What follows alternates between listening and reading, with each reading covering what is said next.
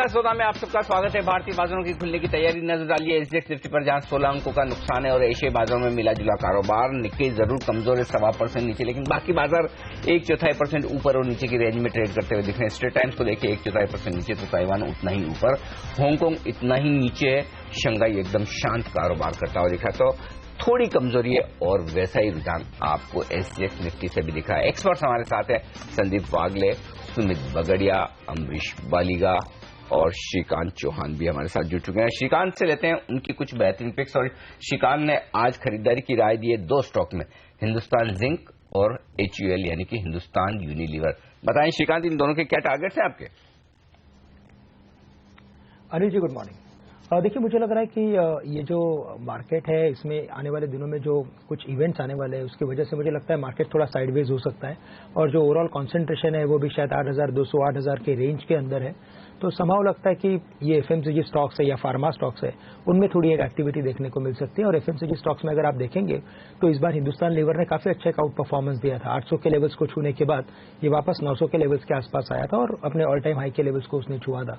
संभव मुझे लगता है कि 865 870 जो करंट लेवल्स चल रहे हैं हिंदुस्तान लीवर के, वो काफी बेहतरीन लेवल है और ये इस लेवल पे हम बाय करके चल सकते हैं। 860 के स्टॉप लॉस रखेंगे और टारगेट्स रखेंगे हम 890 से लेकर 900 के। लेकिन संभव ओवरऑल अगर आप देखेंगे तो ये लगता है मुझे 920 या 925 के लेवल्स को भी आने वाले दिनों में छू सकता है।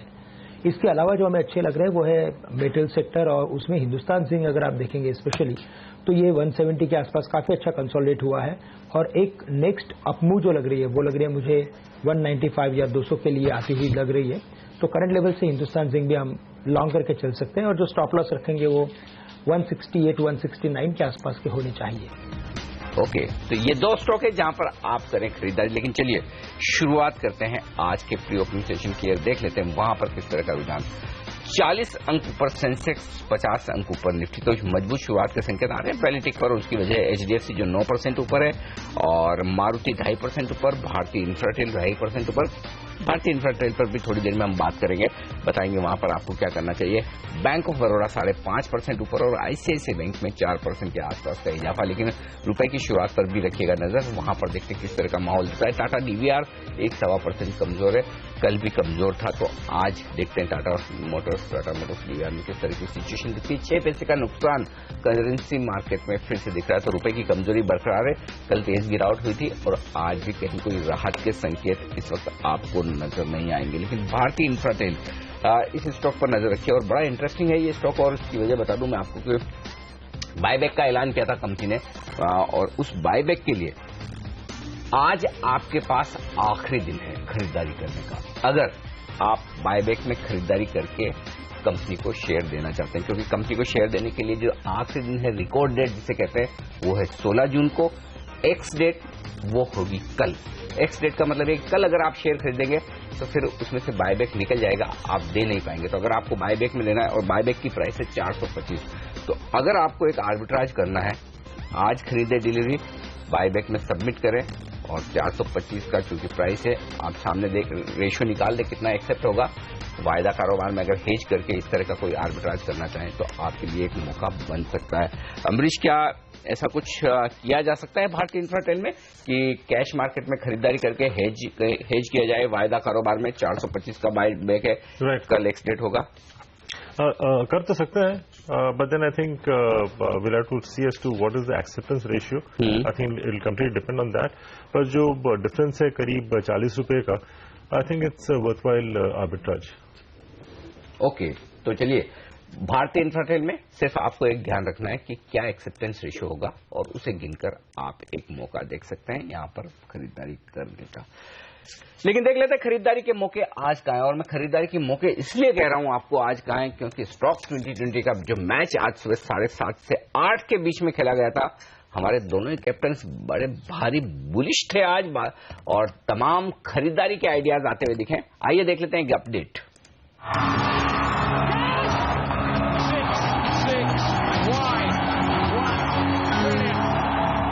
पूरी की पूरी टीम देखिए किस तरह से निकल कर आई है। 10 के 10 बल्लेबाज हमारे सिलेक्टर्स ने आज चुने।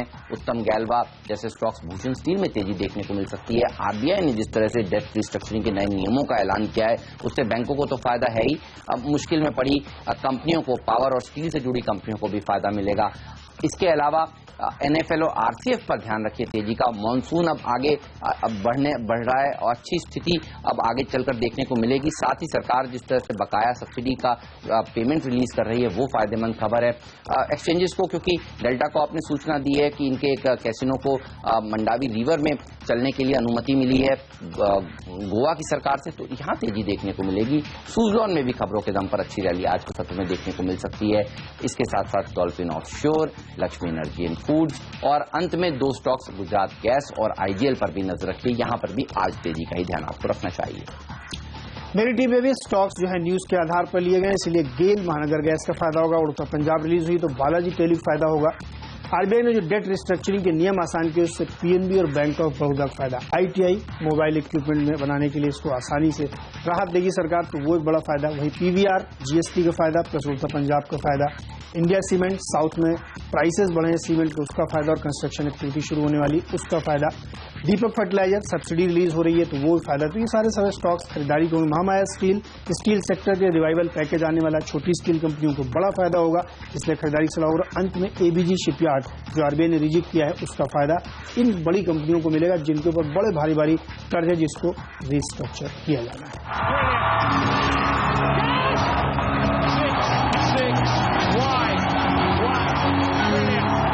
चलिए, तो ये थे 20 ऐसे आइडियाज जो आज आपको इंट्राडे में मुनाफा कमाने का दमखम रखते हैं, लेकिन आपको इंतजार है आज के जैकपॉट स्टॉक का जो आपको मालामाल कर सकता है। आइए जानते हैं आज आशीष कौन सा स्टॉक सुझा रहे हैं, सीधे उन्हीं के पास चलते हैं।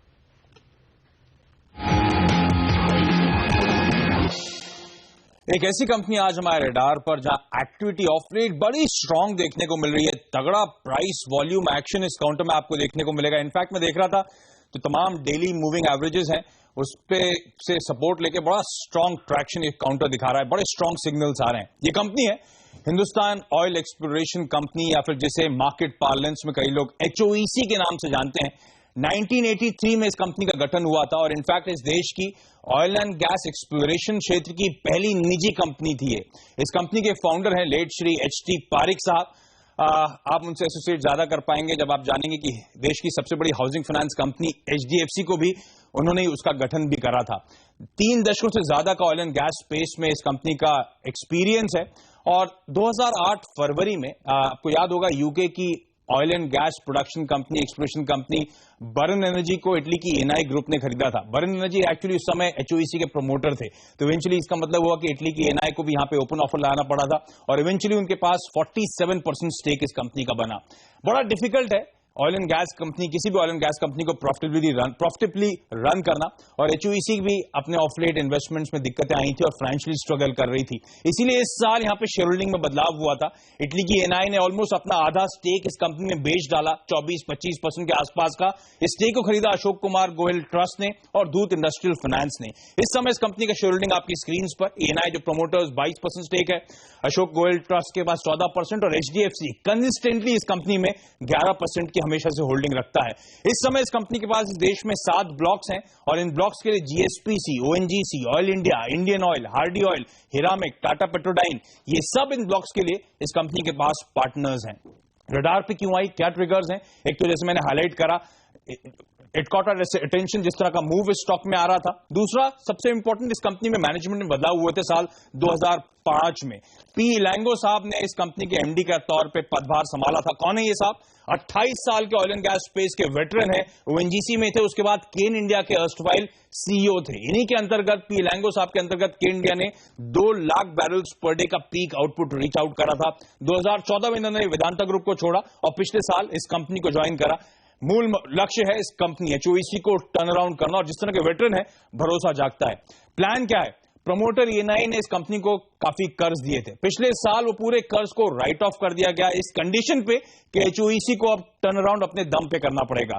आसान शब्दों में इसका मतलब है फॉर द टाइम बीइंग ये company low risk low cost projects पे काम कर रही है। इस समय जो ऑफशोर डेवलपमेंट प्लान है उसे ऑन द होल्ड रखा हुआ है इस कंपनी ने, और जो 2 मेन ऑनशोर प्रोजेक्ट्स हैं इस कंपनी के पास, असम में और गुजरात में, उस पर यह कंपनी इस समय काम कर रही है। HOEC के असम ब्लॉक के लिए IOC और ऑयल इंडिया इस कंपनी के पार्टनर्स हैं।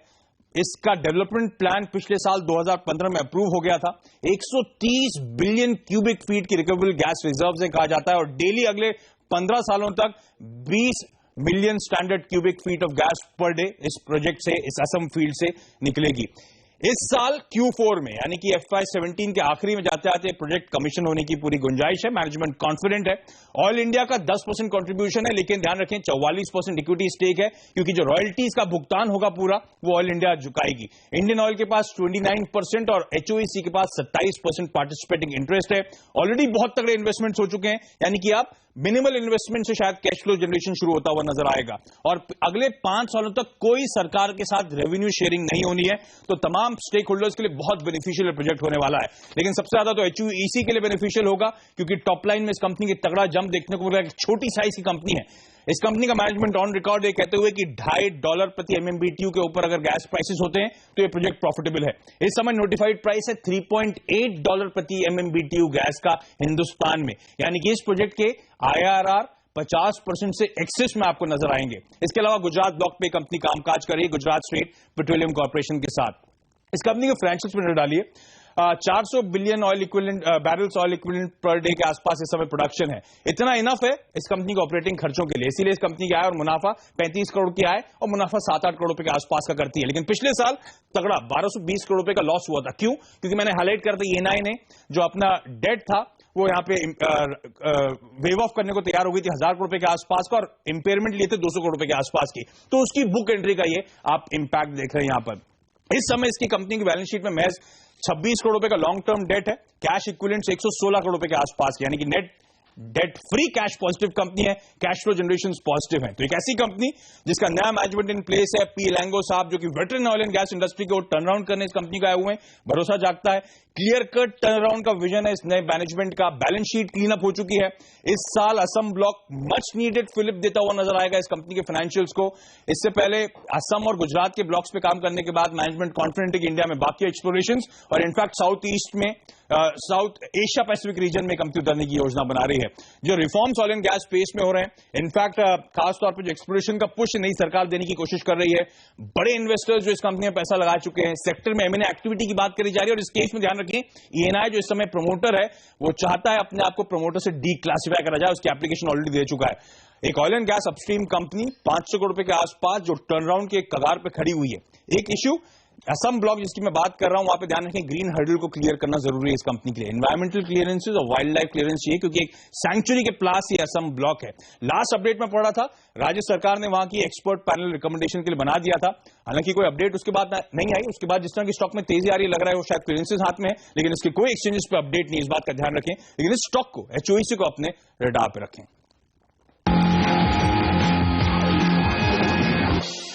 चलिए HOEC को आप अपनी रडार पर रखें। प्री ओपनिंग सेशन में 4% से ज्यादा की तेजी दिखा रहा है।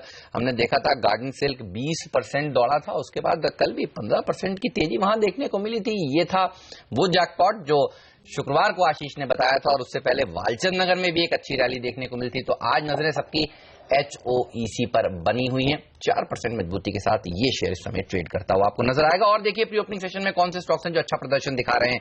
बालाजी टेलीफिल्म 6% मजबूती के साथ आज खुलने की तैयारी करता हुआ। उड़ता पंजाब को जिस तरह से हाईकोर्ट ने ओके किया है कि ये मूवी इस शुक्रवार को रिलीज होने वाली है। दीपक फर्टिलाइजर और दूसरी फर्टिलाइजर कंपनियों पर भी नजर रखी। ये तमाम शेयर हैं जो प्री ओपनिंग सेशन में अच्छा प्रदर्शन दिखा रहे हैं। भूषण स्टील जैसे स्टॉक्स और मुश्किल में फंसी ABG शिपयार्ड, उत्तम गैल्वा, GMR इंफ्रा, ये वो छोटी छोटी कंपनी सुजलॉन जिनको फायदा मिलेगा साफ तौर पर डेट रिस्ट्रक्चरिंग के जो नए नियमों की बात RBI ने करी है। ये पूरे के पूरा स्पेस आज काफी एक्टिव होता हुआ ऐसा लग रहा है कि बैंक निफ्टी खुलते ही सेंचुरी मारने के मूड में है। तो जो RBI है वो आज मजबूती की तरफ, जो RBI ने गाइडलाइंस दी है वो काम करती हुई नजर आएंगी। बुल्स को काफी भरोसा है। ICICI बैंक देखिए अच्छी खासी तेजी के साथ खुलने के संकेत आज दे रहा है। और शुगर शेयर जो काफी मजबूत रहे कल के सेशन में, उन पर एक राय ली जाए। क्या अब भी खरीदारी के मौके हैं शुगर शेयरों में? और साथ ही चाय और कॉफी के शेयर भी अब चलने लगे हैं। अमरीश, आपकी क्या राय है, क्या खरीदेंगे आप? अभी तो इस लेवल पे खरीदने का राय तो मैं नहीं दूंगा, क्योंकि जिस हिसाब से चले हैं already, I think most of the sugar stocks double triple भी हो चुके हैं। तो इस लेवल पे I would be a bit careful, because the momentum शायद यहाँ से और एक 8-10% चल सके। But then I would suggest that those who have bought in the last 6-8 months can actually book profits to a certain extent.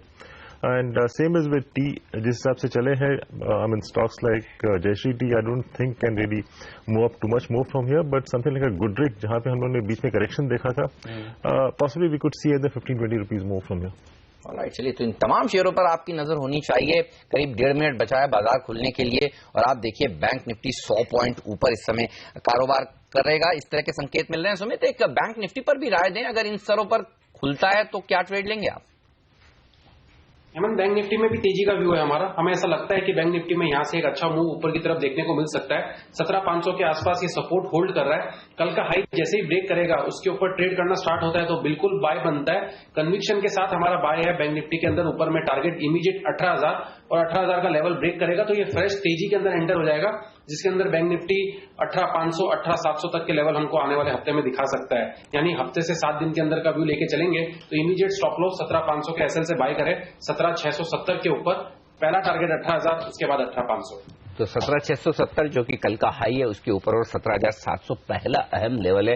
Bank Nifty वहीं पर खुलता हुआ दिख रहा है। अगर इस लेवल के ऊपर टिक गया तो बैंक निफ्टी के लिए फिर 17,900 तक की राइड नॉन स्टॉप है, उसे पहले रुकेगा नहीं, ये ध्यान में रखें। तो हम सुबह यही बात कर रहे थे कि अगर तेजी आनी है तो बैंक निफ्टी से ही आनी है, और आप देखिए किस तरह से बैंक निफ्टी और सेंसेक्स के मुकाबले दुगुनी मजबूती के साथ खुलता हुआ दिख रहा है, क्योंकि सेंसेक्स और निफ्टी मजबूत है 0.3% प्री ओपनिंग सेशन में और बैंक निफ्टी मजबूत है 0.6%। तो बैंक निफ्टी की लीडरशिप पर फोकस बनाए रखें, ये राय है इस वक्त। और आप देख सकते हैं सरकारी और प्राइवेट दोनों ही तरह के बैंक मजबूती के साथ बढ़ेंगे, लेकिन भारतीय इंफ्राटेल जिसकी बात हमने कही कि कल से एक्स डेट हो जाएगी, आज आखिरी दिन है खरीदारी करके आपको बायबैक में टेंडर करने का। भारतीय इंफ्राटेल का स्टॉक 1.25% मजबूती के साथ खुलता हुआ दिखा है। गेल एक और स्टॉक है जहां पर महानगर गैस का आईपीओ आने वाला है 21 जून को, जिनमें गेल की हिस्सेदारी यहां तेजी होगी। ऑयल मार्केटिंग कंपनियों के शेयर मजबूत रहेंगे, क्रूड के दाम नीचे है। बीपीसीएल कल की मजबूती को आगे बढ़ाने की कोशिश करेगा। पहली टिक आपकी स्क्रीन पर आती हुई सेंसेक्स पर 80 अंकों का उछाल है, वहीं निफ्टी पर 20 अंकों की मजबूती बनती हुई दिख रही है। तो सेंसेक्स और निफ्टी ने दमदार शुरुआत की है और बैंक निफ्टी ने कल के लेवल हाई लेवल से ऊपर शुरुआत की है। तो पहला मजबूती का संकेत बैंक निफ्टी की तरफ से आता हुआ दिखा है। मजबूत क्या है? दो टॉप गेनर निफ्टी के एसबीआई और बैंक ऑफ बड़ौदा, उसके पीछे है आईसीआईसीआई बैंक, लेकिन गेल और भारतीय इंफ्राटेल दो और स्टॉक ऐसे हैं जो मजबूत खुले हैं। टाटा स्टील में रिकवरी है, एक्सिस बैंक मजबूत है, फार्मा शेयरों में औरोबिंदो, लुपिन, सिप्ला, ये तीनों ही मजबूत खुले हैं। तो फार्मा शेयरों से भी थोड़ा सहारा मिलता हुआ दिख रहा है खरीदारी की तरफ। कमजोर क्या है? भारतीय एयरटेल 1% नीचे, आईटीसी में 0.5% का नुकसान और आइडिया भी इतना ही कमजोर। तो थोड़ी कमजोरी भारतीय इंफ्राटेल को छोड़कर बाकी टेलीकॉम काउंटर्स पर। आइए वायदा कारोबार के स्टॉक्स आपको बता दूं। केपीआईटी टेक्नोलॉजीज, इस स्टॉक पर नजर रखिए, तेज गिरावट होती दिख रही है 5% के। कुछ इनके अमेरिका में कैलिफोर्निया में विवाद की खबर पड़ रहा था, वो खबर में एक बार फिर से रिफ्रेश करके लेकर आऊंगा आपके लिए, लेकिन मुझे लगता है उस खबर के चलते केपीआईटी टेक्नोलॉजी में स्पार्टा के साथ एक कोई विवाद हुआ है, वो खबर है जिससे 5% गिरा है। आइए जेपी एसोसिएट कल का स्टार परफॉर्मर, आज फिर से 3% ऊपर। जीएमआर इंफ्रा 3% ऊपर। जो भारी भरकम कर्ज वाली कंपनियां, इनके लिए डेट रिस्ट्रिक्टिंग नॉर्म शायद राहत के हो सकते हैं। इसके बाद यहां तेजी होती दिख रही है। यूनिटेक को देखिए 2% का उछाल। डीएलएफ जिसकी हम बात कर रहे थे मजबूत खुला है, और सरकारी बैंक तो पीएनबी, बीओबी, केनेरा, फेडरल, ये सब मजबूत है। लेकिन बाजार अपनी बढ़त गंवाता हुआ ऊपरी स्तर पर दिखवाली के लिए तैयार बैठे हैं लोग। महज 15 अंक ऊपर रहा है सेंसेक्स और 5 अंकों की मजबूती बची है निफ्टी में, और बैंक निफ्टी भी उसी तरह तेजी से अब नीचे आता दिख रहा है। 35 अंकों की बढ़त बची है इस वक्त बैंक निफ्टी में। तो उतार चढ़ाव भरा सचिन, जो पहली लाइन थी आज उसी का आपने नमूना देखा है पहले मिनट में। हेमंत, कहां नजर आपकी? लेवल्स पर नजर है। प्रमोटर्स हिस्सेदारी बढ़ाएंगे, इस खबर के चलते मजबूती के साथ ये स्टॉक ऊपर प्रदर्शन दिखा रहा है। आज का जैकपॉट स्टॉक एचओईसी देखिए करीब 5% मजबूती के साथ कारोबार कर रहा है। छोटी मझौली कंपनियों पर नजर रखिए, उत्तम गैल्वा 5% ऊपर, भूषण स्टील 11% मजबूती के साथ। तो ऐसी कंपनियां जिनको अब नया फ्रेश लोन मिलेगा, अगर बैंक से इनको कैटेगराइज करती हैं सब्सटेंशियल और अनसस्टेनेबल लोन्स के तहत, दो कैटेगरीज आरबीआई ने कही हैं, तो अब इन कंपनियों को होप हो गई है कि अब बैंक्स इनको कर्ज और दे सकेंगे। आप देखिए कितनी अच्छी तेजी यहां पर देखने को आज के सत्र में मिल रही है। एबीजी शिपयार्ड जैसे स्टॉक्स 4% ऊपर हैं। सुजलॉन देखिए 3% मजबूती के साथ ट्रेड कर रहा है।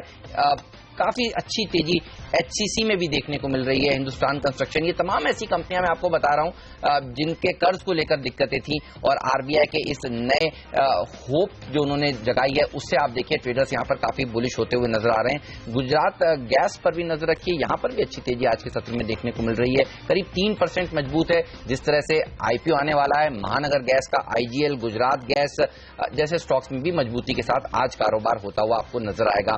डेल्टा कॉर्प को भी फायदा मिला है उसी खबर का कि गोवा में एक और कैसीनो इनको अब मंजूरी मिल गई है गोवा सरकार से, वहां पर देखिए तेजी देखने को आज के सत्र में मिल रही है। अच्छी बढ़त छोटे मझौले काउंटर्स में देखी जा रही है। NFL जैसे शेयर देखिए ये भी मजबूती के साथ ट्रेड करते हुए, दीपक फर्टिलाइजर में खबरों के दम पर 6% की तेजी आज के सत्र में देखने को मिल रही है।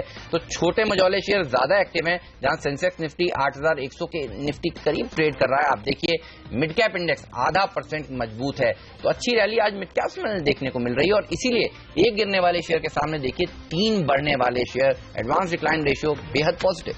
बिल्कुल, तो खरीदारी साफ तौर पर यहाँ होती हुई नजर आ रही है और ओवरऑल बाजार थोड़ा सा शांत ट्रेड दिखा रहे हैं, एकदम सेटल होने की कोशिश करते हुए दिख रहे हैं। KPIT टेक्नोलॉजी की जो मैं बात कर रहा था, कुछ कमेंट्स मैंने KPIT टेक्नोलॉजी के पढ़े हैं और उनका ये कहना है कि कोपेट इंक के साथ उनका एक करार था वो टर्मिनेट कर दिया गया और बिना किसी कारण के उन्होंने टर्मिनेट किया है। और उनका ये कहना है कि ये करार जो कोपार्ट ने जो टर्मिनेट किया उसके खिलाफ वो कोर्ट में जाएंगे, कैलिफोर्निया की कोर्ट में, और ये केस उनके वहां पर है। तो शायद कुल मिलाकर अब एग्जैक्टली कैलिफोर्निया के विवाद है क्या है क्या नहीं, डिटेल में देखना पड़ेगा, लेकिन इस तरह के विवाद बाजार पसंद नहीं करता, शायद इसी वजह से इस स्टॉक में आपको नुकसान दिख रहा है। तो शुरुआती कारोबार में 3% से ज्यादा की यहाँ पर पोजीशंस बनी है, ओपन इंटरेस्ट में बढ़त है, 4-4.25% कमजोर है और 182 पर क्या ट्रेड बन सकता है इस स्टॉक में? सुमित आप बताएं, वायदा कारोबार का स्टॉक है, अच्छी बढ़त के बाद आज बुरी खबर से पिटता हुआ दिख रहा है, तो क्या करना चाहिए इन लेवल्स पर? देखिए अनिल जी, न्यूज का क्या इंपैक्ट आता है वो तो देखना पड़ेगा, मार्केट किस तरह से इस न्यूज को लेता है वो भी समझना पड़ेगा, बट ओवरऑल अगर प्योर पैटर्न और टेक्निकल लेवल्स के हिसाब से जाए तो ये स्टॉक के अंदर वीकनेस हमको तभी देखने को मिलेगी जब ये 171 या 170 के नीचे आता है। तो आई थिंक अभी ये 180 के आसपास चल रहा है, बाई चांस थोड़ा सा नीचे मिलता है तो एक बार इसके अंदर बाइंग अपॉर्चुनिटी होगी। 170 का स्ट्रिक्ट स्टॉप लॉस होना चाहिए और अगर ऊपर में ये 185 के ऊपर चला गया 185 तो फिर वापस से हमको ये जो कल का हाई है वो ब्रेक होते हुए देखने को मिल सकता है। आई थिंक KPIT में वीकनेस 171-172 लेवल्स के नीचे ही करनी चाहिए, अदरवाइज कोई डिप मिलता है तो खरीदारी करके काम करना चाहिए। ऑलराइट, चलिए तो अब कह रहा है KPIT पर, लेकिन आप देखिए आज फिर से गति जैसे स्टॉक्स में अच्छी तेजी बनती हुई नजर आ रही है। जिस तरह से आज एक इंपॉर्टेंट बैठक होने वाली है वित्त मंत्री और राज्यों के वित्त मंत्रियों के साथ, उसके बाद 4 बजे के आसपास प्रेस कॉन्फ्रेंस होगी। आप देखिए गति में 3% की गैप अप ओपनिंग के साथ कारोबार होता हुआ नजर आ रहा है। VRL लॉजिस्टिक्स, स्नोमैन जैसी कंपनियों पर भी एक बार नजर डालकर देखते हैं वो किस तरह का प्रदर्शन दिखा रही है। लॉजिस्टिक्स पैक्स फिलहाल इस इंपॉर्टेंट इवेंट के पहले हरे निशान के साथ और मजबूती के साथ कारोबार हो रहा है। ITI में तेजी देखने को मिल रही है, जिस तरह से बाजार मानकर चल रहा है कि सरकार मोबाइल फोन बनाने के ऊपर एक बड़े शॉप्स का ऐलान कर सकती है। हालांकि टेलीकॉम इक्विपमेंट्स बनाने का काम ITI करती है, सरकारी कंपनी है, लेकिन देखिए एक सेंटीमेंट के लिहाज से पॉजिटिव खबर। और जब ITI चलता है तो HMT में भी तेजी देखने को मिलती है, ट्विन ट्रेड्स लोग लेते हैं। आप देखिए HMT भी करीब 2.5-3% मजबूती के साथ आज प्रदर्शन दिखा रहा है। न सिर्फ HOEC, GOL ऑफशोर पर नजर रखिए 2% मजबूत है, डॉल्फिन ऑफशोर देखिए 2% मजबूत है। तो ये पूरा पैटर्न काफी अच्छा प्रदर्शन आज दिखाता हुआ, GOL, डॉल्फिन, HOEC तो आज हमारा जैकपॉट स्टॉक है ही। इस सेक्टर में अच्छी तेजी देखने को मिल रही है। कोई शेयर जो आपको पसंद हो इस सेक्टर में से? हेमंत, मैं HOEC के साथ ही जाना चाहूंगा। वीकली पैटर्न काफी पॉजिटिव है और मुझे लगता है ये ना कि 5-7%, एक 15-20% की तेजी अगले 3 या 4 हफ्तों में दे सकता है। ओके, ये रहा एक और चार्ट के, एक और कंपनी के वीकली पैटर्न देखिए संदीप, ये है केशोराम। क्या यहाँ पर भी कुछ और मजबूती के संकेत? जहां तक मेरा अंदाजा है ये 52 वीक हाई के आसपास आ चुका है स्टॉक, काफी धीरे धीरे करके जिस तरह से मजबूती बनाई इसने 133 रुपए। जी हाँ, थोड़ा लंबा चार्ट देखेंगे केशोराम का, बताइए आप क्या राय रखते हैं इस पर? अनिल जी, बहुत ज्यादा पॉजिटिव हूँ। 125 में क्लियर ब्रेकआउट आया है, जो कि कल ही आया है, और ये सस्टेन करता है तो 125 के स्टॉप लॉस से लिया जा सकता है। मुझे लगता है यहाँ पे भी लिया जा सकता है, और ये 160 165 तक अगले कुछ हफ्तों में जाना चाहिए। सनफ्लैग आयरन, इस पर भी नजर रखिए, यहाँ पर भी अच्छी तेजी देखने को मिल रही है। तो अगर आज एक छोटा सेक्टर जिसमें सबसे ज्यादा अच्छी रैली देखने को मिल रही है वो पिटे हुए मेटल कंपनियां हैं, जिनको फायदा मिलेगा आरबीआई की नई गाइडलाइंस का। और आप देखिए सनफ्लैग आयरन आज 8% मजबूती के साथ खुला है। भूषण स्टील में क्या दमदार तेजी देखने को मिल रही है, पूरा का पूरा स्पेस काफी एक्टिव है। इस तरह के पेनी स्टॉक्स में क्या करना चाहिए? आईटीआई जैसे स्टॉक्स हुए, अमरीश क्या राय रखते हैं आप? मैं देख रहा था नागार्जुना ऑयल, ये स्टॉक हमने पिछले हफ्ते सोमवार को जब एक इंटरव्यू किया था धर्मेंद्र प्रधान जी का, उन्होंने कहा था कि वो रिवाइव करने की कोशिश में है, और पिछले सोमवार से अब तक लगातार अपर सर्किट लगा है। आज भी अगर आप देखें तो 5% के अपर सर्किट पर ये शेयर लॉक्ड है। 52 वीक हाई कितने भी लग रहे हैं, क्या करना चाहिए जिनके पास पड़े हैं? मैं तो बोलूंगा कि utilize the situation and exit as much as possible, क्योंकि ये सिचुएशन बार बार आता नहीं है। गोल्डन अपॉर्चुनिटी है, एंड यूटिलाइज दिस मोमेंटम, क्योंकि ये मोमेंटम भी मैंने बहुत दिन लास्ट नहीं करता है। Since the news is there, I think it can move for the next 3-4 days. Utilize the opportunity, don't be too greedy. Dhampur sugar, KCP sugar, sugar pack भी काफी मजबूती के साथ ट्रेड कर रहा है। कोई स्टॉक जो आपको पसंद हो इस पैक में, जहां पर मोमेंटम को प्ले किया जा सकता हो? मैं काफी टाइम से बलरामपुर चीनी को रिकमेंड कर रहा हूं, और ये मेरा बेस्ट पिक होगा, लेकिन थोड़ा सा हल्का सा इसमें करेक्शन मिलेगा तो वो बेटर होगा। लेकिन और अपसाइड है कम से कम 15 to 20% over the next 1 month और सो, तो मैं उसके लिए प्ले करना चाहूंगा। एक 5% डिप पे लिया जा सकता है। ओके श्रीकांत, बालाजी टेली के चार्ट्स देखकर बताएं। स्टॉक खुला बेहद मजबूत, 120 का हाई दिख रहा है, लेकिन अब 113 114 के आसपास आया है, 4% की मजबूती। क्या ये मौका है खरीदारी का, या फिर किसी के पास है शेयर तो बेचकर निकल जाए? अरे जी, मुझे लगता है कि जो बालाजी टेलीफिल्म्स के जो लॉन्ग टर्म चार्ट्स अगर आप देखेंगे तो उनमें काफी अच्छा एक कंसोलिडेशन हुआ था सालों साल का, और उसके बाद एक ब्रेकआउट देखने को मिला था। अभी कुछ न्यूज फ्लो के बाद या रिजल्ट के बाद उसमें काफी अच्छी गिरावट भी देखी गई थी, लेकिन उसके बाद भी ये स्टॉक 100 के करीब काफी अच्छा स्टेबल है। इसमें वॉल्यूम्स और जो एवरेजेस है वो ये दिखा रहे हैं कि ये स्टॉक आने वाले दिनों में 140 145 के लेवल्स को यकीनन छू सकता है। तो करंट लेवल से भी मुझे लगता है कि हम लॉन्ग लेके चल सकते हैं, लेकिन अगर किसी के पास अगर इन्वेस्टमेंट्स हो, जैसे भी हमने बात की थी कि बेचना चाहिए क्या, तो मुझे लगता है कि बिल्कुल भी नहीं बेचना चाहिए, इसे लॉन्ग टर्म रखें। शायद ये स्टॉक 200 के लेवल्स को क्रॉस करते हुए नजर आएगा। एक और स्टॉक सुजलॉन पर नजर रखिए। आप देखिए पिछले 5-7 दिनों में स्टॉक ने किस तरह का प्रदर्शन दिखाया। अगर हम चार्ट्स देखेंगे हम पाएंगे पिछला हफ्ता भी स्टॉक के लिए काफी बेहतरीन था। आज तो 3% मजबूत है ही ये। अगर लास्ट वीक का चार्ट देखें 7 दिन का या 14 दिन का, तो आपको समझ में आएगा किस तरह के रिटर्न्स दिए। 14% भागा है ये स्टॉक पिछले 7 दिनों में। श्रीकांत, इसके चार्ट्स कैसे लगते हैं आपको? देखिए सुजलॉन में भी अगर आप देखेंगे तो उसके एक ओवरऑल फॉर्मेशन में, यानी कि लॉन्ग टर्म चार्ट्स में, इसमें हायर बॉटम बना हुआ है 13.5-14 के करीब, और इसके जो बड़े वॉल्यूम्स थे वो तकरीबन थे 17.5 18.5 के करीब, तो उसी जोन के आसपास अभी आ चुका है। बट जैसे ये प्राइस पैटर्न है, मुझे लग रहा है कि शायद ये 18.5 19 के लेवल्स को आराम के साथ क्रॉस कर सकता है, और जो आगे के लेवल्स है वो है 22.5 और 23 के। तो हमें लग रहा है कि शायद ये 23 या 23.5 के टारगेट्स को आने वाले दिनों में छू सकता है। कोई भी डीप यहाँ से अगर मिले तो ये जो छोटे स्टॉक जो चल रहे हैं जीएमआर इंफ्रा, या जैसे अभी आपने कुछ जिक्र किया था, उसमें मुझे लगता है कि सबसे जो बेहतरीन स्टॉक अगर कोई टेक्निकल पैटर्न्स पे है तो वो सुजलॉन है। नमूरा जैसे ब्रोकरेज हाउसेज अब इसके ऊपर वापस से देखिए अच्छा प्रदर्शन दिखाने की बात कह रहे हैं। अच्छे एग्रेसिव टारगेट्स इस तरह से निकल कर आ रहे हैं। कुछ दिनों पहले मैं देख रहा था एचडीएफसी सिक्योरिटीज की तरफ से एक रिपोर्ट आई थी, सुजलॉन काफी दिनों बाद काफी अच्छा प्रदर्शन दिखाता हुआ। पिछले तिमाही में जो रिजल्ट आए थे काफी लंबे समय बाद ईबिटा पॉजिटिव होती हुई दिखी थी कंपनी, और उसके बाद लगता है अब व्यू थोड़ा बदलता हुआ नजर आ रहा है। तो फाइनेंशियल परफॉर्मेंस आने का पहला संकेत पिछली तिमाही के नतीजों में मिला था, उसके दम पर शायद एफआईज ब्रोकरेज बुलिश होते हुए दिखे। देखते हैं स्टॉक में आगे किस तरह का रिएक्शन, किस तरह का एक्शन देखने को मिलता है। लेकिन इस बीच देखिए कमजोर शेयर, छोटी प्राइस के शेयर जिस तरह की उछाल दिखा रहे हैं वो इंटरेस्टिंग है।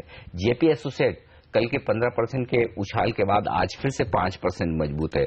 यूनिटेक कल के 12-13% के उछाल के बाद आज फिर से 3% मजबूत है। जीएमआर इंफ्रा, ये जो सिंगल डिजिट वाले शेयर हैं कई सारे, या मतलब 10 से 20 रुपए की रेंज वाले, इन स्टॉक्स में बड़ी उछाल होती हुई दिखी है। जिन कंपनियों के पास कर्ज काफी ज्यादा है वहां पर थोड़ी बहुत खरीदारी होती दिख रही, तो साफ तौर पर ये स्टॉक्स एक्शन में दिख रहे हैं। लेकिन एक्शन बाजार का थोड़ा ठंडा है।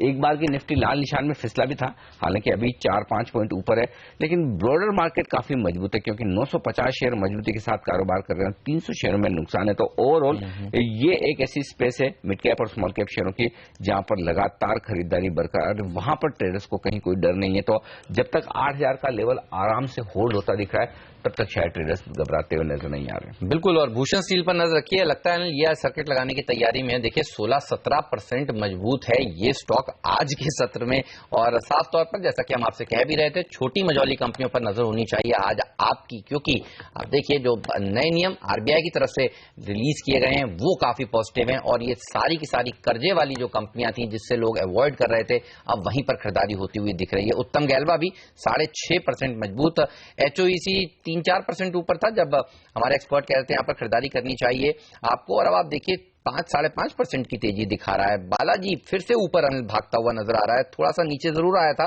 लेकिन अब देखिए 6% ऊपर, दिन के हाईएस्ट लेवल के आसपास वापस जाने की कोशिश ये स्टॉक करता हुआ। आईटीआई में 4% तक की तेजी, एचसीसी, एनएफएल, पिंकन स्पिरिट्स जैसे स्टॉक्स में तेजी आज के सत्र में देखने को मिल रही है। और एक खबर भी आई है एनएससी में लिस्ट होने वाला, लिस्ट हो जाएगा शायद, ये इस खबर के दम पर ये स्टॉक फिर से तेजी में आता हुआ। बिल्कुल, इसके अलावा जो नीचे स्टॉक्स हैं जो लाल निशान में शेयर हैं उस पर नजर रखिए। अब एचडीएफसी बैंक अच्छा प्रदर्शन नहीं दिखा रहा है, कोटक महिंद्रा बैंक भी 0.5% नीचे इस समय ट्रेड कर रहा है। एचडीएफसी जैसे दिग्गजों में करीब 0.5% के आसपास की गिरावट देखने को मिल रही है। लेकिन आप देखिए बैंक निफ्टी जो 100 पॉइंट ऊपर खुला था, दरअसल अब वो इतनी अच्छी तेजी नहीं दिखा रहा है, मात्र 25 अंक की ही बढ़त यहां पर देखने को मिल रही है। तो कुछ बैंक्स हैं जो दबाव दबाने का काम कर रहे हैं। येस बैंक में भी देखिए लाल निशान के साथ ही कारोबार होता हुआ, लेकिन छोटे मझौले शेयरों का एक्शन आज भरपूर है। अगर कोई एक शेयर छोटे मझौली कंपनी पिक करनी हो आरबीआई की इन गाइडलाइंस के चलते, जो मुश्किल में हो कंपनी, तो आपको कौन सा पसंद है? हालांकि सब कहेंगे कि इसको अवॉइड करना चाहिए, लेकिन देखिए लोग ट्रेडर्स तो यही कर रहे हैं, आज यहीं पर खरीदारी होती हुई नजर आ रही है। कोई ऐसी कंपनी जिसमें जेन्युइनली आपको लगता है कि आरबीआई की इन गाइडलाइंस के चलते अगर बैंक मदद करें तो रिवाइवल देखने को मिल सकता है? पॉसिबली समथिंग लाइक जीएमआर, जहाँ पे हम लोगों ने अभी थोड़ा बहुत मूवमेंट देखा है, क्योंकि उनके जो एसेट्स हैं काफी अच्छे एसेट्स हैं, including the airport and the energy assets. और because of these guidelines and also because of the impending possible IPOs of the airport and the energy assets, शायद यहाँ पे एक रिवाइवल देखने को मिले, पर कब होगा ये तो बोलना मुश्किल है। So I think whoever picks it up needs a lot of patience. Okay, तो जीएमआर इंफ्रा एक बेहतरीन पिक हो सकता है, लेकिन इस वक्त प्राइवेट बैंक्स और पीएसयू बैंक्स दोनों अलग डायरेक्शन में। और सुमित, उस लिहाज से अगर एक कोई ऐसा पेयर ट्रेड लेना हो कि एक सरकारी बैंक खरीदा जाए, सामने एक प्राइवेट बैंक बेचा जाए, ऐसा कुछ देख रहे हैं आप? यस, बिल्कुल अनिल जी, हमें ऐसा लग रहा है कि आने वाले कुछ दिनों तक शायद पीएसयू बैंकों में ज्यादा तेजी देखने को मिलेगी, और प्राइवेट बैंक्स ऑलरेडी एक अपमूव दे चुके हैं, तो उनके अंदर थोड़ा सा एक पॉज देखने को मिलेगा। अगर आप बैंक निफ्टी को भी देखेंगे तो स्पॉट ऊपर चल रहा है और नेक्स्ट मंथ का फ्यूचर नीचे चल रहा है, डिस्काउंट ही चल रहा है कंटिन्यूसली बैंक निफ्टी के अंदर भी। तो अगर एक पेयर रेट की अगर यहाँ पे बात करें तो मुझे ऐसा लगता है कि प्रेजेंट लेवल्स के अंदर अगर किसी को पीएसयू बैंक में लेना हो तो मुझे 2-3 स्टॉक्स बहुत अच्छे लग रहे हैं। एक एसबीआई प्रेजेंट लेवल्स पे अच्छा लग रहा है, एसबीआई के अंदर हमको यहाँ से 10 से 15 रुपए की इमीडिएटली तेजी देखने को मिल सकती है। और एक स्टॉक जो हमने रिकमेंड किया हुआ है वो है ओरिएंट बैंक। ओरिएंट बैंक के अंदर 90 रुपए के आसपास ये ट्रेड कर रहा है, यहाँ से हमें ऐसा लग रहा है कि ये इमीडिएटली मिनिमम 10 रुपए की तेजी और ओवरऑल 20 रुपए की तेजी यहाँ से दिखाएगा।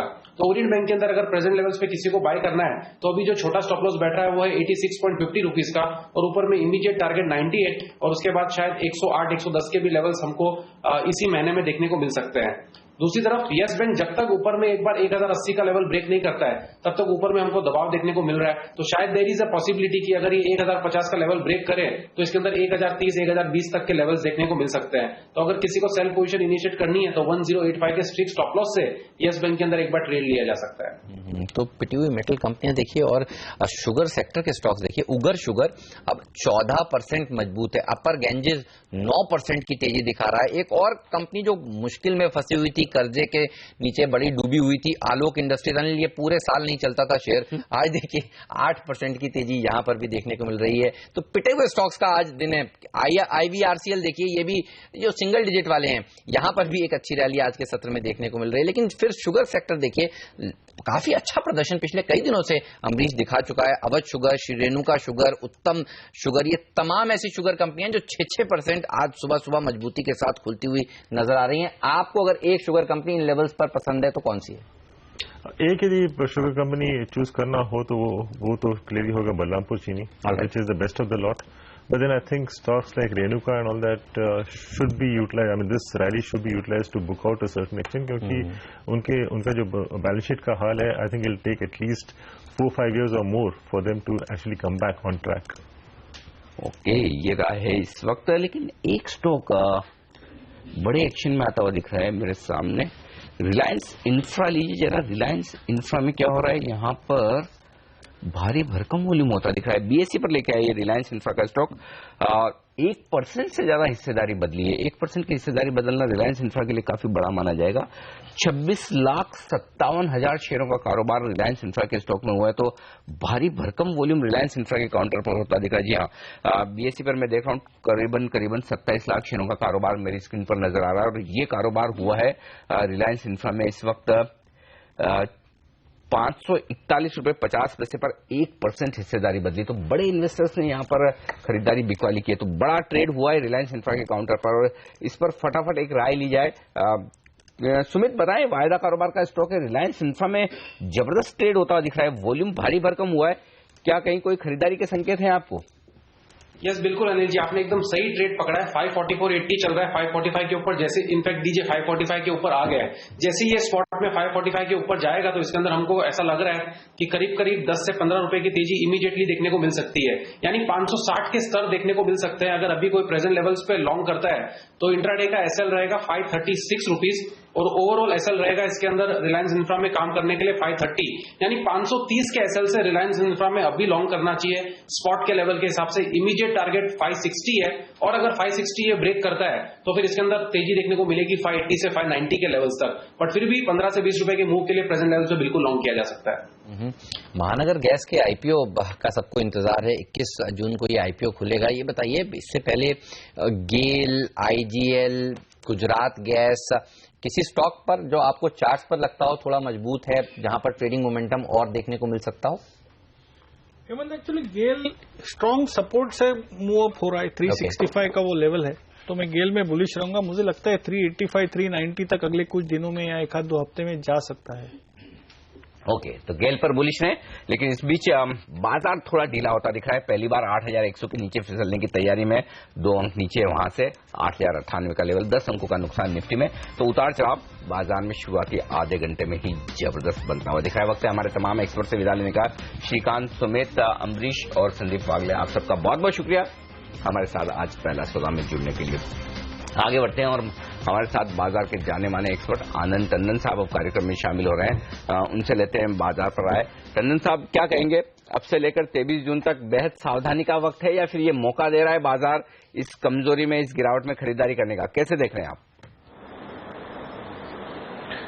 देखिए, इस तरह की इवेंट में ये कहना मुश्किल है कि आउटलुक कितना रहेगा, लेकिन देखिए अगर कोई लंबे अरसे के लिए निवेश कर रहा है तो गिरावट में हमेशा खरीदारी करनी चाहिए, क्योंकि जो भी होगा उसके बाद बाजार फिर से रैली तो करेगा ही, आज नहीं तो कल। लेकिन अगर आपको नियर टर्म ट्रेडिंग करना है तो इस वक्त डेफिनेटली मेरे हिसाब से थोड़ा सा सहूलियत बरतनी चाहिए, क्योंकि अगर ब्रिटेन एग्जिट करता है तो उसमें क्या होगा ये कहना बड़ा मुश्किल हो जाता है। वॉलेटिलिटी बहुत जोर से बढ़ जाएगी और कुछ हद तक शायद पैसे भी बाहर चले जाएं। तो इस वक्त वैसे भी बाजार जो है कोई सस्ता नजर नहीं आ रहा है, तो कुछ प्रॉफिट बुकिंग होना ठीक ही रहेगा। और सर, जीएसटी को लेकर जिस तरह से वापस उम्मीदें जगी हैं, अगर मॉनसून सेशन में ये बिल पास हो जाता है तो बाजार के लिए आपको कितनी और अपसाइड का गुंजाइश है? और मानकर चलिए अगर ये जो ब्रेक्जिट का फियर है ये खत्म हो जाए तो जो सिनेरियो आप पेंट कर रहे हैं वो काफी बुलिश रहेगा बाजार के लिए। हालांकि उसमें रियलिटी आने में कम से कम 1.5-2 साल लगेंगे, लेकिन फिलहाल बाजार में यूफोरिया जो है वो डेफिनेटली बढ़ जाएगा। मेरे हिसाब से इस वक्त जीएसटी पास होने की संभावना काफी बढ़ चुकी है, क्योंकि अभी राज्यसभा के जो इलेक्शन हुए हैं उससे सबके साफ जाहिर है कि इस बार कांग्रेस थोड़ा बैकफुट पर रहेगी। तो जीएसटी पास हो जाएगा, लेकिन पास होने के बाद उसका इम्प्लीमेंटेशन अप्रैल से ही हो सकता है, अगर सारी सिस्टम्स रेडी हो जाएं, और उसका जो प्रभाव होगा वो कम से कम 1 साल बाद ही आएगा। तो उसका अर्निंग्स में कोई चेंज नहीं होने वाला है, लेकिन सेंटीमेंट के हिसाब से काफी पॉजिटिव रहेगा नियर टर्म। ओके, तो जीएसटी का सेंटीमेंट पर असर पड़ेगा, उसका असली एक्शन और उसका इम्पैक्ट आने में थोड़ा वक्त लगेगा। लेकिन एक और बड़ा फैक्टर जो दिख रहा है वो है अमेरिका में ब्याज दरों के बढ़ने को लेकर, जहां आज से 2 दिनों की बैठक टंडन साहब शुरू हो रही है। क्या उम्मीद कर रहे हैं आप कि कल 2 दिनों की बैठक के बाद जेनेट येलन क्या कुछ कहेगी और उससे हमारे बाजारों को परसों सुबह क्या डायरेक्शन मिलने वाला है? उम्मीद तो इस वक्त यही है कि वो यही कहेंगे कि इस बार ब्याज की दर कोई चेंज नहीं होगी। हालांकि ये संकेत भले दिया जाए कि अगली बार फिर से वो देखना चाहेंगे कि अगर इकोनॉमी थोड़ी मजबूत होती है तो शायद ब्याज की दर फिर से बढ़ाने की संभावना बढ़ जाती है। लेकिन अभी जो फिलहाल जो एम्प्लॉयमेंट फिगर्स आए थे उससे संकेत यही लगता है कि शायद वो इस बार कम से कम कुछ चेंज ना करें।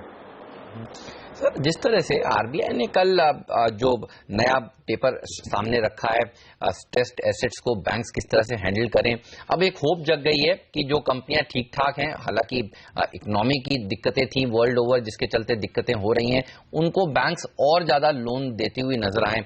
ये बताइए आपने किस तरह से रीड किया इन गाइडलाइंस को, क्योंकि हम देख रहे हैं कई शेयर 20-20% ऊपर इस समय चले गए हैं, इसी होप में कि यहां पर रिवाइवल होगा। आपकी क्या अपेक्षा है? देखिए, इसका ये संकेत साफ है कि अब जो है आरबीआई थोड़ा एकेडमिक्स से निकल के प्रैक्टिकल चीजों पे बात करना शुरू हो चुका है। एक और चीज अगर वो कर दें तो बाजार में एक्चुअली तेजी आ जाएगी, वो ये कि गवर्नमेंट के ऊपर जो इन लोगों ने दबाव बना के रखा है कि आप स्पेंड ना करें, उसका दबाव भी थोड़ा हल्का कर दें, क्योंकि इस वक्त इकोनॉमी में खर्च होने की ज्यादा जरूरत है, ग्रोथ की ज्यादा जरूरत है, बनस्बत फिस्कल प्रूडेंस की जिसकी बात होती रहती है। Coming back to the company, obviously company में कुछ राहत रहेगी, हालांकि क्योंकि उनके इंटरेस्ट जो है वो अर्निंग से ज्यादा है, इसलिए उसमें कोई बहुत जल्दी तेजी से कुछ बदलाव आने की संभावना नहीं है। हेयर कट बैंक को लेना पड़ेगा, जब बैंक हेयर कट लेगा तो ऑब्वियसली ये कंपनियां पॉजिटिव हो जाती हैं, लेकिन इसका मतलब ये हुआ कि बैंकिंग सिस्टम के ऊपर दबाव फिर से बढ़ जाएगा। और हालांकि हम लोग आजकल अकाउंटिंग पे ज्यादा तवज्जो दे रहे हैं बनस्बत कैश फ्लोज पे, फैक्ट ये है कि जो भले आप बैंक की बैलेंस शीट किस तरह से भी आप देखें, उससे इस अकाउंटिंग एंट्री से बैंक की बैलेंस शीट सुधर नहीं जाती है। हाँ, ये जरूर है कि जो बहुत ज्यादा इंडेटेड कंपनियां हैं, क्योंकि वो हेयर कट बैंक भी लेगा, तो इसलिए संभावना है कि वहां पे सुधार आ सकता है। चलिए, तो ये कर्जों में डूबी हुई कंपनियों के लिए राहत की बात हो सकती है, सरकारी बैंकों के लिए राहत की बात हो सकती है, तो थोड़ी राहत तो यहाँ पर साफ तौर पर आती हुई दिखेगी। लेकिन एक और स्पेस जो काफी बजिंग है और वो है शुगर शेयरों की। यार, शुगर के साथ ही मैं आपसे चाय कॉफी वाले शेयर भी पूछ लूं। टंडन साहब, क्या कमोडिटी साइकिल बेहद मजबूत नजर आ रहा है इन तीनों के लिए, और यदि हाँ तो कहाँ अभी भी खरीदारी के मौके हैं आपके लिए? सॉफ्ट कमोडिटीज में जरूर तेजी आ चुकी है। शुगर तो हम लोगों ने देखा ही है, कई दिनों से, कई हफ्तों से एक्चुअली वो शेयर्स चल रहे हैं, बल्कि ज्यादातर जो है मेरे हिसाब से मल्टीपल इयर्स के अजम्पशन पे इस वक्त ट्रेड कर रहे हैं। तो भले ही शुगर के दाम थोड़े मजबूत रहें और इस साल प्रॉफिट बने, लेकिन वो कितने दिन तक सस्टेन रहेगा, शायद 1 साल और 1 सीजन और हो सकता है, उसके आगे कहना बड़ा मुश्किल होता है। इस वक्त अगर निवेश करना है तो मेरे हिसाब से टी कॉफी शायद बेटर लगता है, क्योंकि वहां पर भी दाम मजबूत हो चुके हैं और वहां पे शेयर्स के दाम उतने बढ़े नहीं है फिलहाल। अब सर, अगर जिस तरह से ब्रेक्जिट को लेकर काफी डर है, 23 तारीख को वोटिंग होगी, अगर इसके चलते बाजार में गिरावट आती है और ब्रेक्जिट अगर हो जाता है, ब्रिटेन एग्जिट हो जाता है यूरोपियन यूनियन से, तो उसके बाद की स्थिति आप कह रहे हैं थोड़ी चिंताजनक होगी, लेकिन लॉन्ग टर्म के लिए अच्छे स्टॉक्स भी बनते हुए नजर आएंगे। अगर शॉपिंग लिस्ट किसी को अभी से तैयार करनी हो तो आप क्या खरीदना चाहेंगे गिरावट में इस समय? देखिए, अगर ब्रेक्जिट हो जाता है तो उसका मतलब उतना फर्क नहीं पड़ेगा ब्रिटेन को, जितना ये संकेत रहेगा कि बाकी यूरोपियन यूनियन भी डिसॉल्व हो जाएगा, क्योंकि प्रेशर बहुत ज्यादा रहेगा बाकी कंट्रीज के ऊपर भी कि वहां से वो यूरोपियन यूनियन से एग्जिट करें। नियर टर्म के लिए काफी खराब है, लॉन्गर टर्म के लिए बढ़िया है, क्योंकि वहां पर फिलहाल क्योंकि एक ही यूरो यूज करके चल रहे हैं, तो काफी सारी कंट्रीज जो हैं जो इकोनॉमिक दबाव में हैं, वो अपना अगर करेंसी वापस लेके डिवैल्यू करें तो वहां पे फिर से ग्रोथ शुरू हो सकती है। तो मीडियम टर्म लॉन्ग टर्म के लिए काफी बढ़िया रहेगा डिमांड के लिए। जहां तक अपना शॉपिंग लिस्ट का सवाल है, वो जो है वही रहेगी, पर फर्क इतना है कि क्योंकि आप थोड़ा सा सस्ता ले रहे हैं, इसलिए उसमें अर्निंग्स आने की या आपको पैसा बनाने की संभावना बढ़ जाती है। तो इस वक्त आपको यही उम्मीद है कि इंडियन इकोनॉमी थोड़ा वापस चले, और इसके कारण डोमेस्टिक ओरिएंटेड कंपनियां जो हैं वो अगर नीचे गिरती हैं तो डेफिनेटली खरीदना चाहिए। फिलहाल जिस लेवल पे हम ऑलरेडी पहुंच चुके हैं, तो ये सेक्टर जो है ओवर ट्रेडेड हो गया है। तो अगर आप देखें ऑटो, रियल एस्टेट, ये काफी सारी कंपनियां ऑलरेडी चल चुकी हैं, तो इसलिए थोड़ा सा इस वक्त इस लेवल पे खरीदना थोड़ा सा मुश्किल हो रहा है। अगर गिरावट आती है तो डेफिनेटली लेना चाहिए। ओके, तो गिरावट में करें खरीदारी, घबराए नहीं। ब्रिटेन को जाना हो यूरोपियन यूनियन से तो बाहर निकले। ये राय है हमारे एक्सपर्ट की, आनंद टंडन साहब की। शुक्रिया सर आपका हमारे लिए वक्त निकालने के लिए और बाजार और तमाम शेयरों पर अपनी राय हमारे साथ शेयर करने के लिए। बाजार के एक और जाने माने एक्सपर्ट दीपेंद्र शेठ साहब हमारे साथ कार्यक्रम में शामिल हो रहे हैं HDFC सिक्योरिटीज से। दीपेंद्र सर, स्वागत है आपका भी CNBC आवाज पर। और सवाल तो यही सबसे बड़ा इस वक्त बन रहा है ब्रिटेन के एग्जिट को लेकर भी। क्या लगता है सर, अगर एग्जिट हो गया तो कितने कमजोर होंगे हम? तो मैं टंडन साहब की बातें सुन रहा था और काफी हद तक सहमत हूं उनके साथ। तकलीफ तो आएगी, लेकिन शायद कुछ तकलीफें ऐसी होती हैं जिनको लेने से लॉन्ग रन में भला होता है। तो अगर एग्जिट करते हैं और यूरोप में उथल पुथल होती है तो अल्टीमेटली यूरोप के लिए शायद अच्छा होगा। और इस बात में कोई संदेह नहीं है कि हमें भी उसमें से जो आउटफ्लोज होंगे हमारी मार्केट से या रिस्क अवर्जन थोड़ा सा आएगा, तो उथल पुथल यहाँ भी जोरों शोरों से होगी और हमें झेलना पड़ेगा। हमारी कहानी में फंडामेंटल फर्क तो नहीं पड़ना चाहिए, और डोमेस्टिक फोकस्ड जो स्टोरीज हैं, अगर एज इन्वेस्टर्स हम उन पर फोकस रखते हैं, अगर उनमें निवेश करते हैं, तो शायद तकलीफ कम होगी। मैं यहां पर यह बात भी कहना चाहूंगा कि जब एक बहुत बड़ा शॉर्ट टर्म आउटफ्लो आता है तो लोगों को सबसे लिक्विड नेम्स बेचने की इच्छा ज्यादा होती है। तो थोड़ी सी काउंटर इंट्यूटिव बात है ये कि शायद मिड कैप्स में रिलेटिव आउट परफॉर्मेंस दिख जाए ऑन द वे डाउन, तो फ्रंट लाइन में ज्यादा सेलिंग आएगी क्योंकि वहां पर लिक्विडिटी ज्यादा है। और मैं समझता हूं कि डोमेस्टिक इंस्टीट्यूशंस को शायद एक broad based sale of absorb करने की क्षमता इतनी नहीं होगी। LIC छोड़कर मुझे नहीं लगता है कि कोई बहुत डीप पॉकेट्स लेकर या बहुत ज्यादा कैश में कोई खड़ा है, तो वॉलेटिलिटी तो रहेगी सर। पिछले कुछ दिनों से जिस तरह से DIs बेच रहे हैं, क्या उसी के लिए तैयारी हो रही है? जब गिरावट होगी तो खरीदारी होगी? तो ये भी हो सकता है। FIIs की तरफ से पिछले कुछ दिनों में खरीदारी का आंकड़ा लगातार कैश मार्केट में है, और इस महीने की शुरुआत से हमने देखा है DIs थोड़े हल्के होते हुए दिख रहे हैं। हाँ, तो शायद वो लोग कैश इकट्ठा कर रहे हैं इसी बात को लेकर, और अगर FIIs अब तक खरीद रहे हैं तो वो लोग थोड़े से अपने हाथ को हल्का रखना चाहते हैं DIs, सो दैट जब गिरावट आएगी तो ले सकते हैं। मुझे लगता है कि आप सही बात कह रहे हैं। बिल्कुल। अच्छा, ये तो हमने अंतर्राष्ट्रीय बाजारों की बात की। सर, लोकल लेवल पर क्या दिख रहा है? क्या हमारे यहाँ सिचुएशन कोई बेहतर होने के संकेत हैं? क्या आपको लगता है कि इंडिया की सिचुएशन बेहतर हो रही है? खासतौर से मानसून जो हमारे लिए बड़ा ट्रिगर था 2 साल की खराबी के बाद, उसको लेकर लोग पॉजिटिव हो रहे हैं। तो आप क्या सोच रहे हैं? लोकल फैक्टर्स आपको कैसे दिख रहे हैं? हाँ, तो बाजारों से आगे भी एक आर्थिक ढांचा है, बाजारों के आगे भी हमें देखना चाहिए। आर्थिक हालात अगर हम देखते हैं तो अपने देश में स्ट्रक्चरली सुधर रहे हैं। फिलहाल कुछ हर्डल्स नजर आए हैं। एक्सपोर्ट्स में कॉन्ट्रैक्शन 17 महीनों से चल रहा है। IIP का नेगेटिव फिगर आया। कल रिटेल इन्फ्लेशन थोड़ा सा बढ़ा है। वेजिटेबल्स की प्राइसेस, पल्सेस की प्राइसेस, एग्स वगैरह, तो प्रोटीन सोर्सेज, तो वेजिटेबल्स, पल्सेस, ये सारी चीजें जो है हमारी चेंजिंग कंजम्पशन को रिफ्लेक्ट करती हैं। देखिए, फूड ग्रेन प्राइसेस में इतनी कोई इंक्रीज नहीं है, तो वहां तो MSP का भी इम्पैक्ट रहा है। लेकिन पल्सेस में दाम बढ़ना, तो ये प्रोटीन सोर्सेज में दाम बढ़ना, तो यहाँ पर मिल्क, एग्स, पल्सेस, इन सब चीजों में जब इन्फ्लेशन आती है तो इंक्रीमेंटली यहाँ पर इंडिया की कंजम्पशन बढ़ रही है अर्बनाइजेशन के साथ साथ, तो ये ज्यादा फील होगा। हेडलाइन लेवल पर आप 5.5, 5.7 या जो भी नंबर आया है इन्फ्लेशन का, लेकिन फेल्ट इन्फ्लेशन ज्यादा है क्योंकि आजकल मैं वो चीजें ज्यादा खरीद रहा हूं जहां पर दाम 15-20% भी बढ़ा है। राइट।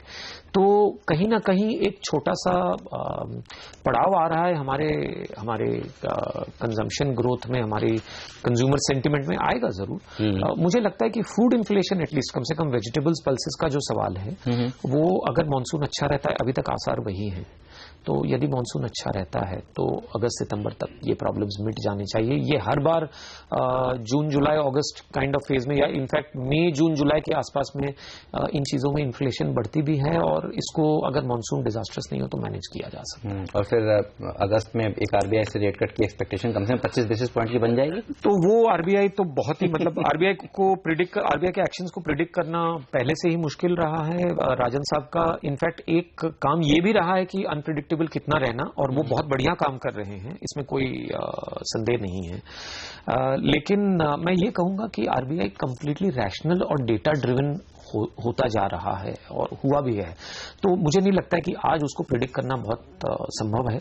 मुझे लगता नहीं है कि एवरेज मॉनसून भी होने से इंटरेस्ट रेट्स कट करने की बहुत बड़ी गुंजाइश रहेगी, क्योंकि यहां पर ऑयल भी थोड़ा सा तो ग्लोबल इंपोर्टेड इन्फ्लेशन का भी भय रहने वाला है। आप बिल्कुल सही कह रहे हैं, आरबीआई को प्रेडिक्ट करना काफी मुश्किल रहा है और जिस तरह से कल देर शाम उन्होंने कदम उठाया है, जिस तरह से राहत दी है स्ट्रेस्ड वाली कंपनियों को, और पीएसयू बैंक्स में भी आज एक अच्छी रैली देखने को मिल रही है। इस कदम को आप कितना पॉजिटिव देखते हैं और कुछ खरीदारी करना चाहेंगे पीएसयू बैंकों में, या फिर कोई कर्ज वाली कंपनी जो अब आपको लगता है इस कदम के चलते जिसको एक लाइन मिलेगी क्रेडिट की जहां से एक रिवाइवल हो सकता हो?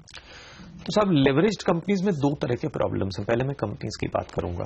तो लेवरेज्ड कंपनीज में दो तरह के प्रॉब्लम है। एक वो कंपनीज है जिन्होंने रेकलेसली बोरो किया है, तो उनको तो बचाना या उनके बारे में इन्वेस्टिंग कॉल लेना बहुत मुश्किल है। इंटरेस्ट रेट्स गिर चुके हैं काफी हद तक, लेकिन कई सारी जो कंपनीज जैसे कि जो लोग स्टील सेक्टर में हैं और वहां तो उनको एमआईपी का प्रोटेक्शन मिला हुआ है, लेकिन ग्लोबली उनको कोई कमोडिटी बुल रन आएगा और वो लोग बच जाएंगे, वो कहना बड़ा मुश्किल लगता है। तो वहां कॉल लेना बहुत ही मुश्किल है। अगर एमआईपी आज हट जाएगा तो स्टील सेक्टर वापस स्ट्रेस में, काफी ज्यादा स्ट्रेस में आ सकता है, तो वहां थोड़ा कॉशन रखना जरूरी है। हम लोग जेएसडब्ल्यू पे कवरेज है और वहां कोई स्ट्रेस हमें मंडराता हुआ नहीं दिख रहा है जेएसडब्ल्यू स्टील पर, बल्कि हमारा लास्ट एक साल से कंस्ट्रक्टिव और पॉजिटिव कॉल रहा है। बीच में हम लोग न्यूट्रल भी हुए थे, फिर एमआईपी आया तो हमको थोड़ी सी आशा दिखने लगी वहां पर।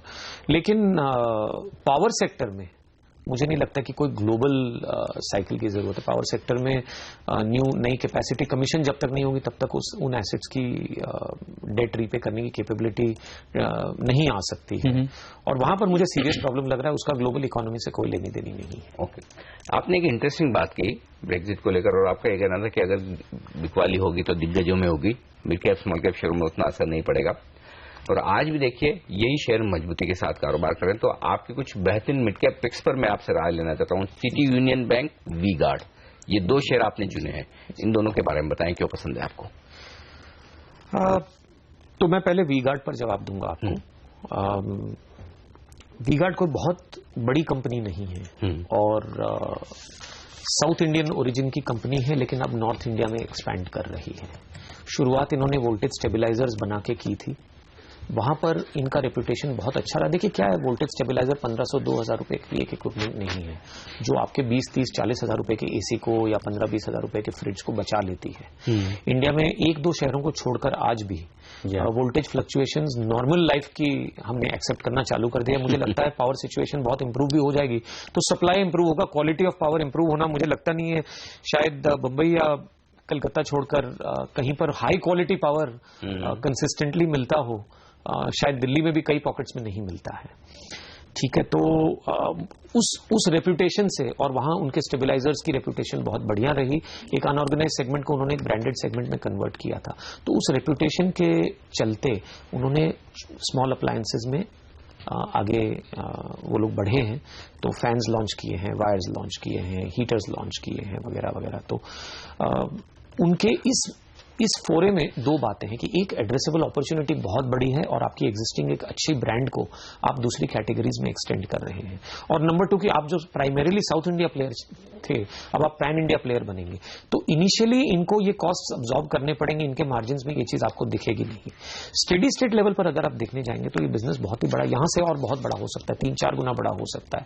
ये ऐसी एक कंपनी जिसकी मैनेजमेंट के साथ आपको 2-3-4 साल रहना पड़ेगा। रोज 30% भी चल गया है लास्ट 3 महीने में, मेरे ख्याल से कुछ 30-40% चला होगा, तो अब ये चल गया तो बेच दो, फिर गिर जाएगा तो ले लेंगे। कई कंपनियां ऐसी होती है जिनके साथ आपको 2-3-4 साल बैठना जरूरी है। और मुझे लगता है कि जैसे इंडिया में अर्बनाइजेशन बढ़ती है, कंज्यूमर सेंटिमेंट इंप्रूव होता है और इनकी ब्रांच नेटवर्क डिलीवर करने लगती है और ऑपरेटिंग लेवरेज बेनिफिट बिजनेस में आता है, तो यहां से भी अच्छे रिटर्न्स कई सालों तक बन सकते हैं। ओके, तो ये वो स्टॉक है जो आपको सबसे ज्यादा पसंद है। आपकी दूसरी पिक भी बताइए। तो सिटी यूनियन बैंक के बारे में आपने मुझसे पूछा था। सिटी यूनियन बैंक एक छोटी सी बैंक है जो तमिलनाडु में प्राइमरीली काम करते हैं, 60-70% फुटप्रिंट तमिलनाडु में होगा और साउथ इंडिया में है, बाकी के साउथ इंडियन स्टेट्स में, लेकिन तमिलनाडु फोकस्ड बैंक है ये जी। और ये बैंकों में एक रेयर वैसी बैंक है जिसके पास लायबिलिटी से बेहतर एसेट फ्रेंचाइज है। इसका मतलब मैं आपको बताता हूं कि डिपॉजिट कलेक्ट करने की क्षमता से बेहतर क्षमता इसके पास अपने लेंडर्स, अपने बोरोवर्स के साथ अपनी लेंडिंग में है। तो ये स्मॉल एसएमई लेंडिंग करती है मोस्टली, कॉर्पोरेट लेंडिंग भी करती है, बल्कि वहां पर थोड़ा सा स्ट्रेस भी आया है कुछ सालों में, लास्ट 2-3 सालों में। अब लास्ट 3 साल में इनकी स्टोरी में तीन अच्छे तीन लीवर्स को इन्होंने ग्रो करने की कोशिश की। एक की ब्रांच नेटवर्क बढ़ाया तो कॉस्ट बढ़ गए, दूसरा की कॉर्पोरेट लेंडिंग पर अग्रेशन दिखाया, ठीक है, तो और तीसरी चीज ये थी कि इन्होंने अपनी फुटप्रिंट बढ़ाई है outside Tamil Nadu also significantly. Now the point is this कि ये अब कॉस्ट बढ़ गए हैं, एसेट स्ट्रेस इनको लेना पड़ा एसेट क्वालिटी में, और ये सारे फैक्टर्स अभी रिवर्स करेंगे। ओके, तो सिटी यूनियन बैंक है एक और स्टॉक जहां पर आपके लिए निवेश के मौके हैं, वी गार्ड दूसरा निवेश का मौका देने वाला। बहुत बहुत शुक्रिया सर आपका हमारे वक्त निकालने के लिए और तमाम शेयर, बाजार और स्टॉक्स पर अपनी राय हमारे साथ शेयर करने के लिए। बाजारों ने की मजबूत शुरुआत, लेकिन अब 8100 के नीचे फिसलता हुआ निफ्टी, हालांकि मिड कैप शेयरों ने मजबूती अभी तक बरकरार रखी है। पहला सौदा में आज के लिए इतना ही, लेकिन आप बने रहिए CNBC आवाज के साथ। आशीष वर्मा हमारे साथ जुड़ेंगे जो लेकर आएंगे सौदा, आप करिए, आपके सवालों के जवाब देंगे और कमोडिटी बाजार की ओपनिंग पर ही होगी नजर। हमें दीजिए इजाजत, नमस्कार।